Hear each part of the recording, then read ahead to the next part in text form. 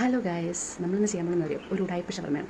കാരണം ഇവന്മാർക്ക് എപ്പോഴും ഒന്നിനാട് ഷവർമ്മ വേണം. കടയിൽ നിന്ന് വല്ല ഷവർമ്മ വെച്ച് ഡെയിലി കൊടുക്കാൻ പറ്റുമോ? ഇല്ല. അപ്പോൾ ഞാൻ വിചാരിച്ചു നമുക്കൊരു ഉടായ്പ ഷവർമ്മ ഉണ്ടാക്കി കൊടുക്കാം. അപ്പോൾ നമുക്ക് ഷവർമ്മ ഉണ്ടാക്കണേ നോക്കിയാലോ? കമോ. ഒരു 1/4 കിലോ മൈദ എടുത്തിട്ട് അതിൽ കുറച്ച് പഞ്ചസാരയും ഇച്ചിരി ഈസ്റ്റും ഇച്ചിരി ഉപ്പും ഇട്ടിട്ട് കുഴച്ച് 1 മണിക്കൂർ വെച്ചാൽ ഈ ബുസ്സെന്നിരിക്കണം ഈ മാവ് റെഡിയാവും കേട്ടോ. അതിനൊന്ന് പരത്തിയെടുത്തിട്ട് എണ്ണയിൽ അതൊന്ന് ചുട്ടെടുക്കുക.